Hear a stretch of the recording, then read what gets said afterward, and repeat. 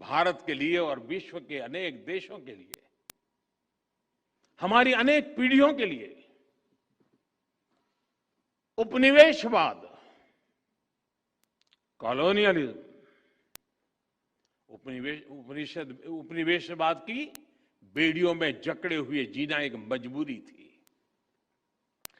भारत की आजादी के समय से पूरे विश्व में एक पोस्ट कॉलोनियल कालखंड की शुरुआत हुई।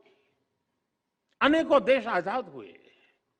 आज पूरे विश्व में कोई भी ऐसा देश नहीं है जो प्रकट रूप से किसी अन्य देश के उपनिवेश के रूप में एग्जिस्ट करता है। लेकिन इसका मतलब यह नहीं है कि उपनिवेशवादी मानसिकता,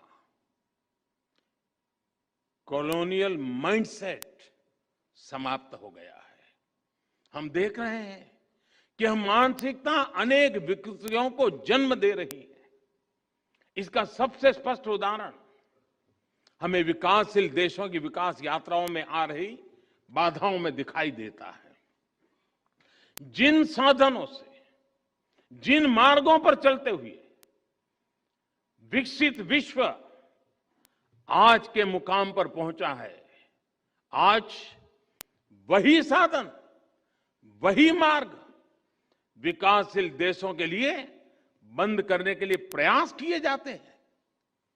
पिछले दशकों में इसके लिए अलग अलग प्रकार की शब्दावली का जाल रचाया जाता है, लेकिन उद्देश्य एक ही रहा है, विकासशील देशों की प्रगति को रोकना। आजकल हम देखते हैं कि पर्यावरण के विषय को भी इसी काम के लिए हाईजैक करने का प्रयास हो रहा है। कुछ सप्ताह पहले हमने COP26 समिट में इसका जीवंत उदाहरण देखा है। अगर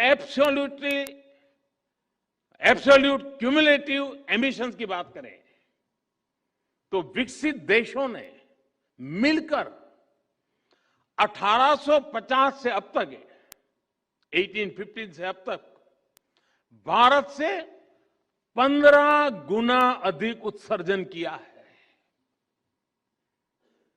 अगर हम पर कैपिटा बेसिस की बात करें तो भी विकसित देशों ने भारत के मुकाबले 15 गुना अधिक उत्सर्जन किया है। अमेरिका और यूरोपीय संघ ने मिलकर भारत की तुलना में 11 गुना अधिक एब्सोल्यूट क्यूमुलेटिव एमिशन किया है। इसमें भी पर कैपिटा बेसिस को आधार बनाए तो अमेरिका और यूरोपीय संघ ने भारत की तुलना में 20 गुना अधिक उत्सर्जन किया है। फिर भी आज, और हमें गर्व है, भारत जिसकी सभ्यता और संस्कृति में ही प्रकृति के साथ जीने की प्रवृत्ति है, जहां पत्थरों में, पेड़ों में, प्रकृति के कण कण में, जहां पौधे में भी परमात्मा देखा जाता है, उसका स्वरूप देखा जाता है, जहां धरती को मां के रूप में पूजा जाता है, उस भारत को पर्यावरण संरक्षण के उपदेश सुनाए जाते हैं। और हमारे लिए ये मूल्य सिर्फ किताबी नहीं है, किताबी बातें नहीं है।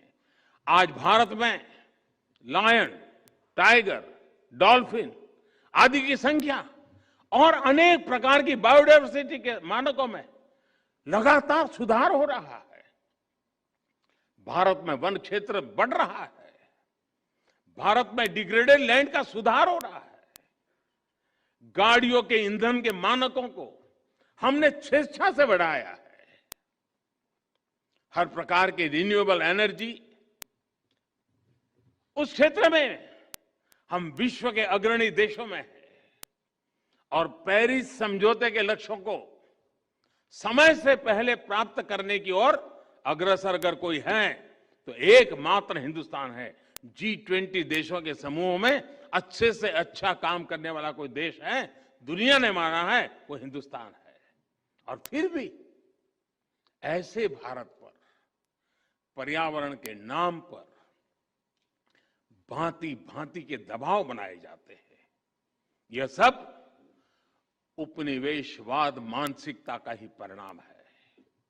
लेकिन दुर्भाग्य यह है कि हमारे देश में भी ऐसी ही मानसिकता के चलते अपने ही देश के विकास में रोड़े अटकाए जाते हैं, कभी फ्रीडम ऑफ एक्सप्रेशन के नाम पर तो कभी किसी और चीज का सहारा लेकर।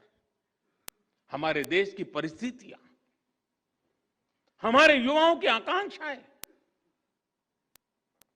सपनों को बिना जाने समझे बहुत सी बार दूसरे देशों के बेंचमार्क पर भारत को तोलने का प्रयास होता है और इसकी आड़ में विकास के रास्ते बंद करने की कोशिश होती है।